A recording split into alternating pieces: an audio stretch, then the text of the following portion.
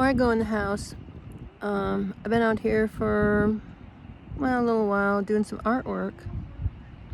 And one of the biggest things is how I was guided to come here to Charlottesville. Okay, I was going to psychic fairs, and well, before that, I had clients that they left and moved to Oregon. They spent a couple years there. They came back, and they said Oregon was the place to go. If you wanted to get out of DC, go to Oregon. It's like God's country or something. So I was making plans for a year to go to Oregon, Eugene, small college town. And then right before I took my trip, my exploratory trip to fly across country and check out the West Coast, went to a psychic fair, find out about my move, my transition. And since I had it all planned and everything, and he laid the cards out, and he said, you're moving south. I said, no, I'm not. I'm not moving south. I'm moving west. And he said, okay, let me lay the cards out again. So he laid the cards out again, and he said, well, I see a lot of pine trees, and you're moving south.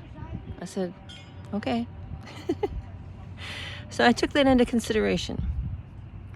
Went out to Eugene, made some contacts with some locals. It wasn't the right time to find an apartment. I was a month off for when the University of Oregon finished. It was different than the University of Georgetown. The wind just blew something over. And so there were no apartments available. And the thing I thought that was the most extraordinary is that there were no apartments that would accept cats. And I thought, well, I've heard a lot of people, landlords, say no dogs, but I've never heard anybody say no cats. Okay, so, not one apartment that I was able to see would take cats. And I had 2 or 3 at the time. I think it was 2. I can't remember now. Anyway, so I decided to change the trip into, let's just look at the beautiful Oregon coast. So I drove,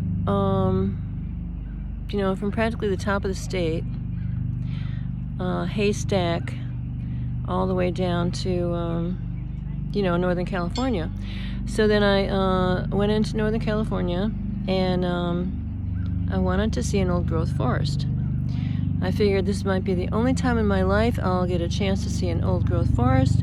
So I was guided to what they called, the rangers, the forest rangers called a stout grove. And I thought, well, that's a funny thing to call an old growth forest. But so they directed me over there. I wasn't too far away. Turned into, it was like 2 miles wide by 5 miles long, or longer. Maybe it was 10 miles long. Anyway, it was like a chunk of forest that they just left. They never cut it down. And as soon as I got on the gravel road and drove into it, I was on sacred land. The colors were different. The moss on the trees looked different. And they weren't, I can't see the time. Oh, yeah, we're up to 5 minutes. Okay, I'll be quick. So I drove about halfway in. It was like the middle of the week, so I didn't meet another car. And I got out of the rental car and I walked between these two big redwood trees. It's not like they were really, really big, but they were really, really tall. They weren't the gigantic ones, you know, the big old sequoias or whatever. So what I did is I raised my arms out to the trees. I stood between two trees and I raised my arms out to the trees upward and I said out into the sky, "What am I supposed to do?" I said it out loud. And almost instantaneously, inside my head, I heard a male voice say, "Charlottesville."